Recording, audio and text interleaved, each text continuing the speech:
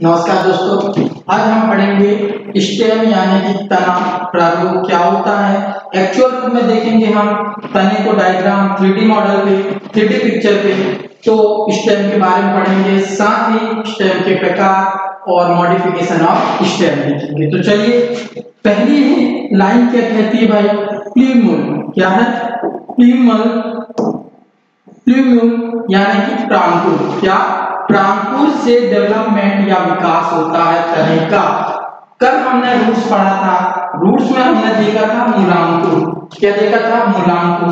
जो रूट थी यानी कि जड़ या मूल, उसका डेवलपमेंट मूलांकुर यानी कि रेडिकल से होता है, जबकि प्रांकुर या प्ररोह का निर्माण किससे होता है? प्रांकुर से। ठीक है, तने का डेवलपमेंट या विकास किससे होता है? प्रांकुर से, जबकि जड़ या रूट का विकास किससे होता है? मूलांकुर से। चलिए, यदि हम देखते हैं स्टेम क्या है, यहाँ पे आप देखेंगे स्टेम, ये प्लांट्स है। यदि इस प्लांट में आप ये जो हरी हरी ये ग्रीन जो लीफ दिख रही हैं, पत्तियां दिख रही हैं, इन पत्तियों को हटा दिया जाए तो आप देखोगे ये स्ट्रेट जो लाइन की लकड़ी है, ये भी क्या है? स्टेम है। इसके अलावा यहाँ पे देखेंगे ब्रांचेस, ये इसकी शाखाएं हैं प्लांट की, ये भी किसके अंतर्गत आएंगी? स्टेम या तना के अंतर्गत। कहने का मतलब तना क्या है? तो प्लांट्स का बड़ भाग, शाखाएं हो सकती हैं या स्टेम मेन अक्ष हो सकता है, ये सभी क्या कहलाती हैं? स्टेम कहलाती। अब यहाँ पे हमने देखा था जो फर्स्ट ही स्टेटमेंट क्या था भाई?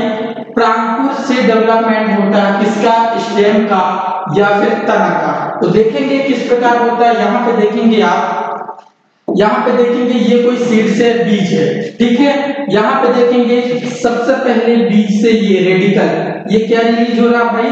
रेडिकल। और रेडिकल आपको पता था इसे क्या कहते हैं? मूलांकुर। और यहीं से क्या बनती है? जड़।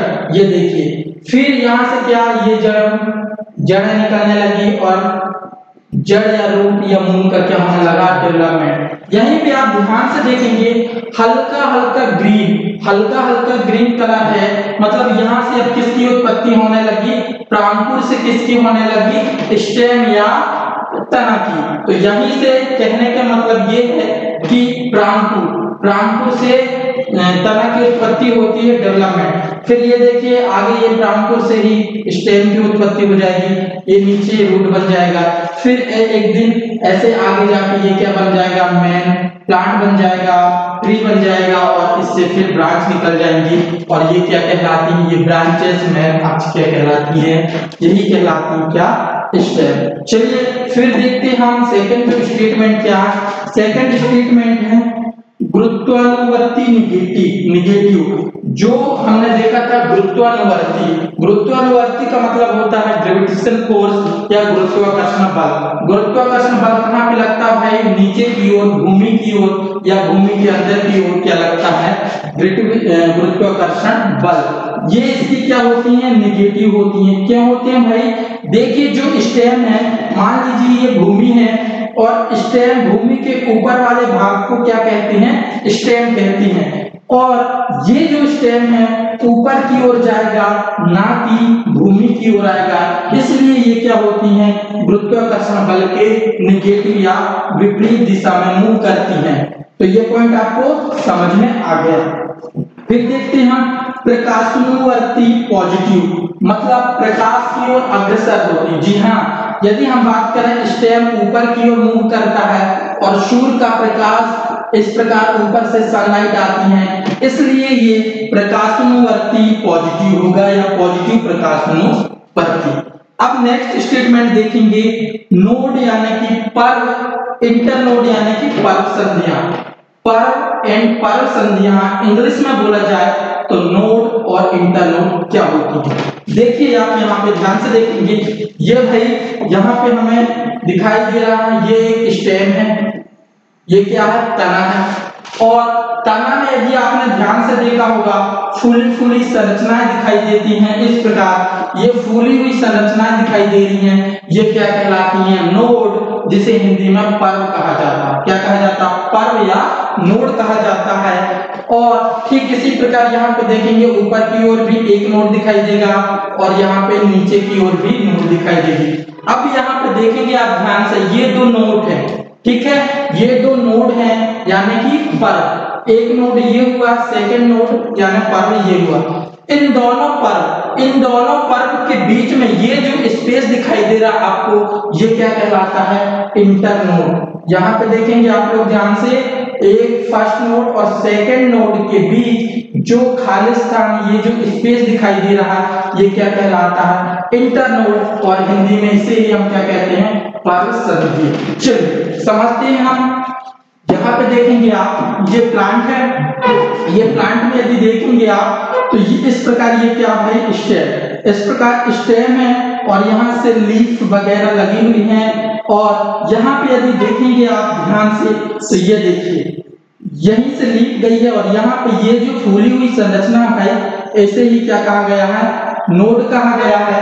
और ठीक इसी प्रकार यहाँ भी देखेंगे आप, ये फूली हुई संरचना को क्या कहा गया है, नोड या पर्व। और इन दोनों के बीच ये जो स्पेस है, ये क्या कहलाता है, इंटरनोड। यहाँ पे हम समझेंगे एक्चुअल रूप में। अब यहाँ पे आपका क्लियर हो जाएगा, देखेंगे थोड़ा सा। ये देखिए, ये शायद एक बांस है, बम्बू है। बम्बू में आपको स्पष्ट तौर पे ये दिखाई दे रहा भाई क्या, फूली हुई संरचना। यहाँ पे आप देख पा रहे हैं, ये है फूली हुई संरचना। इसके ऊपर भी ये फूली हुई संरचना है।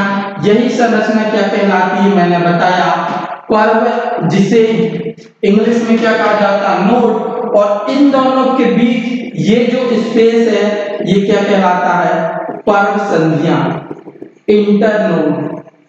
तो आई होप कि आप लोगों को समझ में आया होगा कि नोड और इंटरनोड क्या है।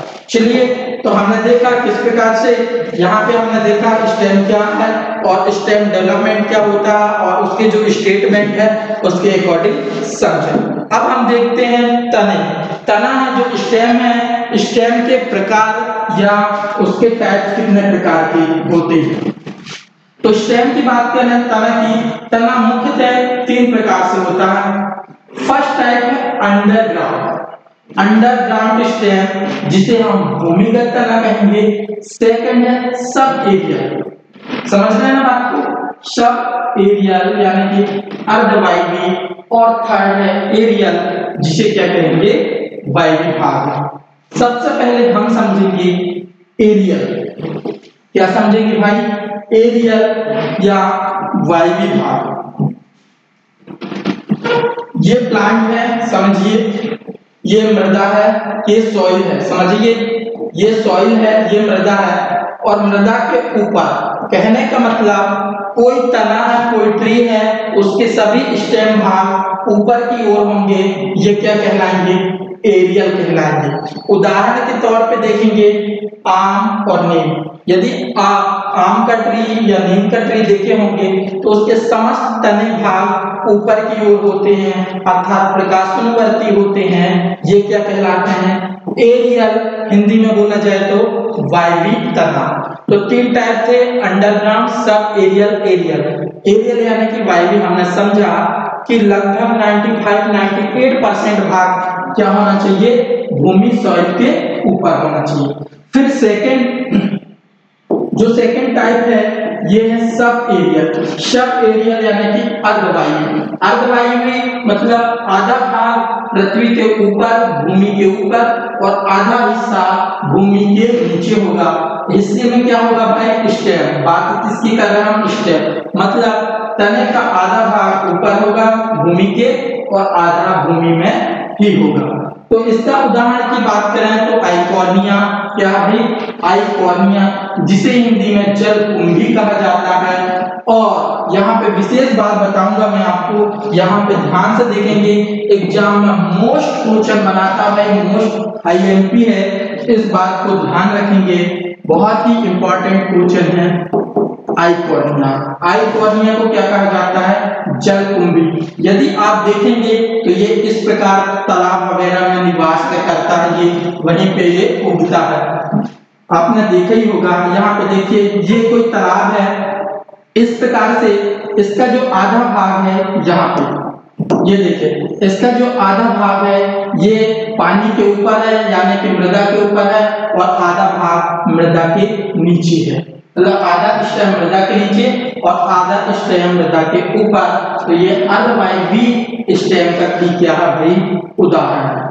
यहाँ पे पॉइंट की बात ये है कि इसे बंगाल का आतंक कहा जाता है, terrorist of Bengal, west Bengal, ठीक है। पश्चिम बंगाल का क्या कहा जाता है भाई इसे, टेररिस्ट या आतंक। यहाँ पे मैंने मेंशन भी किया है, आप लोग ध्यान से देखेंगे। बंगाल का आतंक किसे कहा जाता है, जलकुंभी या समझ रहे हैं ना क्या है, आइफोर्निया या जलकुंभी को बंगाल का आतंक कहा जाता है। एग्जाम में मोस्ट इंपॉर्टेंट क्वेश्चन है, आप लोग ध्यान रखेंगे। तो देखिए इसे क्यों कहा जाता है, इसलिए कहा जाता है क्योंकि ये पूरे जो तालाब होता है या नदी वगैरह होती है पूरे में ऐसा क्या पाया जाता है, जिसके कारण जितनी भी जो ऑक्सीजन रहता है ये खुद ले लेता है, जिससे नीचे जो प्लांट है उन्हें ऑक्सीजन नहीं मिलती, उनकी डेथ हो जाती है। उसके अलावा मछलियां वगैरह की बहुत ज्यादा डेथ होती है, कीट जलकीट वगैरह होते हैं इनकी भी डेथ होती है, बहुत ज्यादा नुकसान पहुंचता है, इसलिए इसे बंगाल का आतंकवाद या आतंक कहा जाता है। चलिए नेक्स्ट देखेंगे हम। नेक्स्ट है अंडरग्राउंड भूमिगत तनाव। क्या है, अंडरग्राउंड या भूमिगत स्टेम। अब समझेंगे हम, सबसे पहले मीनिंग समझेंगे आप लोग। मीनिंग क्या है, अंडर, अंडर मतलब क्या होता है अंदर, ठीक है, अंदर या नीचे। ग्राउंड मतलब भूमि, तो भूमि के अंदर या पृथ्वी के नीचे या भूमि के अंदर जो स्टेम पाए जाएंगे ये अंडरग्राउंड स्टेम कहलाएंगे। अब देखेंगे हम कौन कौन से उदाहरण है। यदि आपने देखा होगा आलू, पोटैटो जो सब्जी में खाते हैं हम, ये भूमि के नीचे पाया जाता है। अदरक, हल्दी, प्याज, लिली, ये सब किसके उदाहरण भाई, ये सब अंडरग्राउंड स्टेम के उदाहरण है। चलिए समझते हैं हम। अब यदि हम अंडरग्राउंड स्टेम को मॉडिफिकेशन किया गया है, इसके कुछ रूपांतरित भाग हैं। तो पहला जो भाग है वह है राइजोम। क्या है, राइजोम या प्रकंद। समझेंगे राइजोम या प्रकंद क्या है। ऐसा स्टेम है ना जो स्टेम का मॉडिफिकेशन गांठ के रूप में हो जाता है, यानी कि ऐसा स्टेम जिसमें बीच बीच में क्या पाई जाती है गांठ, वह राइजोम या प्रकंद स्टेम कहलाता है। इसके उदाहरण आप लोग सोचिए कि ऐसा कौन सा स्टेम है जिसके बीच बीच में गांठ पाई जाती है। याद करिए भाई, क्या होगा, अदरक। देखा है आपने अदरक। चलिए यहाँ पे मैं दिखा देता हूँ आपको अदरक। ये देखिए ये है अदरक। अदरक में क्या पाए जाते हैं गांठ। इस प्रकार का ये स्टेम पाया जाता है और इसमें ये बीच बीच में क्या पाई जाती है गांठ पाई जाती हैं। इसलिए इसके जो एग्जाम्पल होंगे वह होगा अदरक, हल्दी। हल्दी में भी गांठ पाई जाती है। हल्दी यार दुर्गा नवरात्रि पूजा में जब पूजा होती है तो सुपारी के साथ रखी जाती ना, वही हल्दी, ठीक है।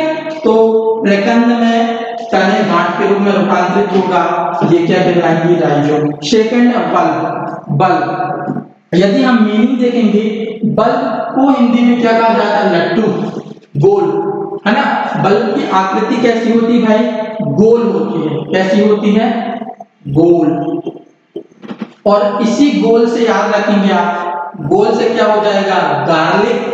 गार्लिक यानी लहसुन, ठीक है, लहसुन गोल होता है। ठीक इसी प्रकार ऑनियन, ऑनियन यानी प्याज। यहाँ पे डायग्राम में देखेंगे आप लोग, ये देखिए ये जो प्याज है ये, और इनके ऊपर ये स्टेम लगा है और इस स्टेम को हम सब्जी के रूप में निकाल के यूज करते हैं। तो भाई क्या याद रखेंगे, बल्ब या सल्क कंद का जो उदाहरण होंगे वे होंगे लहसुन, प्याज वगैरह। फिर लास्ट है ट्यूबर। हिंदी में क्या कहा जाता है, कंद। आपने सुना होगा कि पुराने जमाने में जो मनुष्य रहते थे, आदिमानव वगैरह, ये जंगलों में रहते थे और किसका यूज करते थे, कंद। कंद फूल कहते हैं ना, कंद फूल। इसी कंद फूल का यूज किसमें करते थे, वो भोजन के रूप में, मतलब कांदे वगैरह का यूज किसमें करते थे, भोजन के रूप में। तो ऐसे तने जिनका हम भोजन के रूप में उपयोग करते हैं वे क्या कहलाते हैं? कंद या ट्यूबर स्टेम कहलाते हैं। इसका उदाहरण है पोटैटो। क्या है? पोटैटो, आलू। एक चीज यहाँ पे ये ध्यान रखेंगे, ये जो पोटैटो है आलू, यहाँ पे एक चीज ध्यान रखेंगे, यदि मैं आपको बता दूं कि पोटैटो कुछ इस प्रकार से इसकी संरचना होती है और यहाँ पे कुछ ऐसे क्या रोम टाइप निकले होते हैं, इसे क्या कहते हैं? आलू की आंखें। क्या कहते हैं? पोटैटो की आई। और एग्जाम में कुछ ये बना है कि पोटैटो यानी आलू की जो आंखें होती हैं ये किसकी बनी होती हैं? तो ध्यान रखेंगे आलू की कुछ इस प्रकार की संरचना होती है और इन्हें हम क्या कहते हैं? आई। और ये जो आई है किसकी बनी होती है भाई? Axillary bud, axillary birds. ठीक है, किसकी बनी होती है? Axillary bud. तो ध्यान रखिए। चलिए तो हम कल मिलेंगे नेक्स्ट क्लास में। धन्यवाद।